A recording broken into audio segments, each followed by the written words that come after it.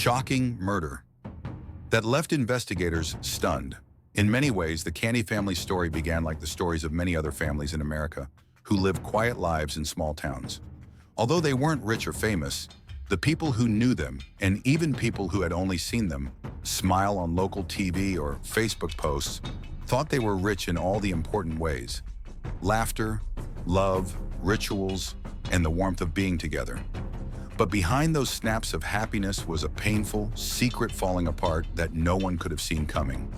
What happened to them is a scary example of how even the most seemingly happy homes can have problems that no one sees.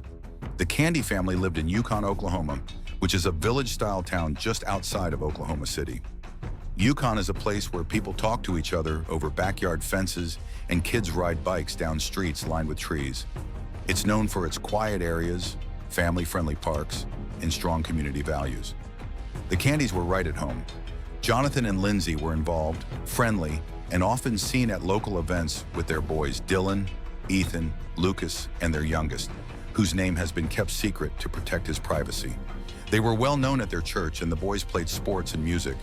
The family had even been on the local TV show Discover Oklahoma, where they shared memories that now seem stuck in time, in stark contrast to what happened to them. Along with the pastries, they laughed and talked about morning burritos. Everything seemed so real. In many ways, it was true, but it wasn't the whole story. Under that picture-perfect life, stress was building. Jonathan had a part-time job at the Oklahoma City Paycom Center. It was a fun place to be because there were bands, NBA games, huge crowds, and a lively vibe. Still, part-time event work is seasonal and doesn't always happen. It looked like they were involved with the neighborhood and had fun times, but it wasn't providing what a family of 6 needed to make ends meet. Jonathan's job wasn't very well paid, and he didn't get any full-time perks. In reality, he was working hard but getting further behind. The Candy family owed a lot of money. They couldn't pay their bills, their credit cards were maxed out, and the costs of having 4 growing boys were too high for them to handle. The costs of food, clothes, medical care, school materials, and sports gear didn't stop, and neither did the pressure to look good. Even though the stress was getting too much for them to handle, they went to games, school events, and Sunday services with smiles on their faces. When police later found Jonathan's private journal, they found words that cut to the heart of a man who was falling apart in silence.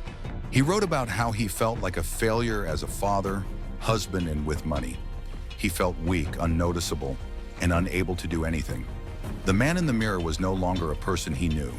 He wrote in one post that he was broken and that he was holding it together until I can't anymore. He also said that he didn't feel close to Lindsay and that their marriage, which used to be full of fun and love, had become cold and quiet. Some changes were noticed by family and friends. He didn't take part in as many casual talks. He stopped trying to reach out. He was no longer as funny as he used to be. Some people did think something was very wrong, but it wasn't enough. Jonathan kept going to work, making jokes at Thunder games, and being the fun, reliable guy right up until the night before everything went wrong. It's still not clear what happened in the Candy home in the early hours of April 22nd. But from the facts and comments of detectives and psychologists, a heartbreaking picture has come to light. People think that Jonathan and Lindsay had some kind of fight. It could have been about money or something more serious. It's still not clear if it turned violent on the spot or if it was planned ahead of time.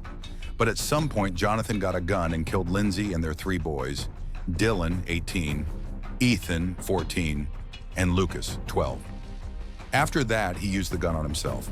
The most strange and painful thing about this case is that he did not hurt the younger boy. He let him go. Both psychologists and cops have thought a lot about that choice. Was it a clear moment? A link that was too strong for him to break? Did he lose the will to keep going? Otherwise, did he want to leave someone behind as a gift? No one knows Jonathan killed himself, so no one will ever really understand why he did what he did. That morning, the boy woke up in a house that was dark and quiet. When he opened the door, he was expecting the smell of food and the sound of his family. He found death and blood instead. He called 911 in shock. It was quiet, but you could hear him. He told the dispatcher things that no kid should ever have to say. In minutes, first rescuers were on the scene. A group of confused and worried neighbors gathered outside. It scared them to see their quiet street filled with flashing lights, yellow tape, and the unbearable weight of a fear come true. A lot of people had known the family for a long time.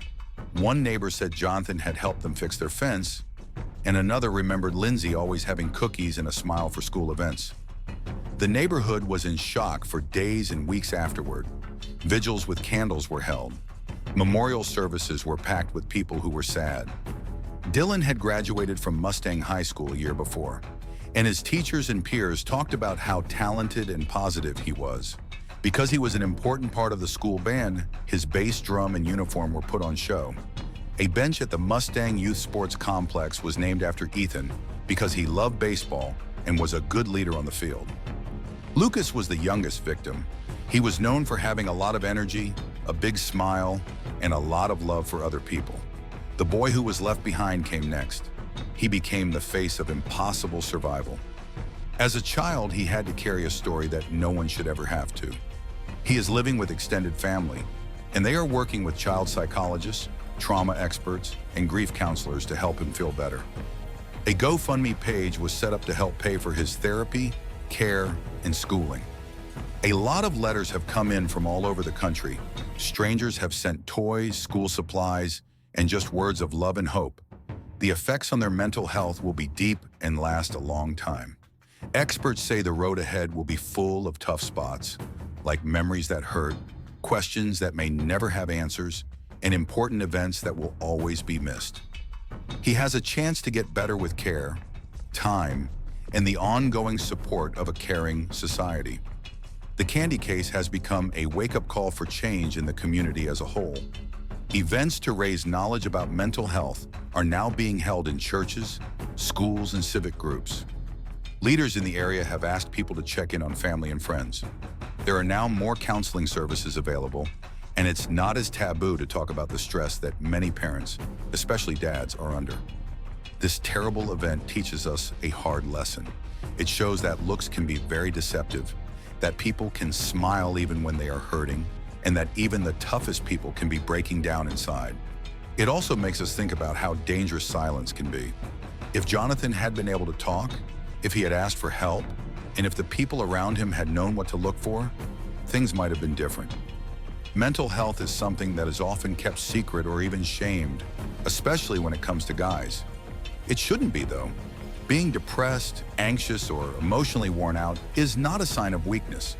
They are diseases. They don't need quiet. They need help. The loss of the Candy family makes us want to be better. We need to open our minds, ask the hard questions, and accept that it's okay to say, "I'm not okay." The Candy family will not be forgotten as time goes on. People in their community now know about their tragedy. It's a sad story, but it's also a lesson to love more, listen more, and reach out before it's too late. It was more than just a story for Jonathan, Lindsay, Dylan, Ethan, and Lucas. They had hopes, laughed, and loved each other as a family.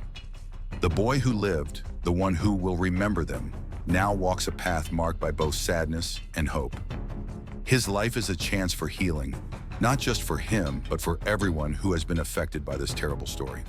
When we remember them, we promise to make the world a better place where no one has to suffer alone, where asking for help is seen as a sign of strength, and where people see through our masks and feel sympathy instead of judgment. Thanks for watching. Don't forget to like and subscribe to our YouTube channel.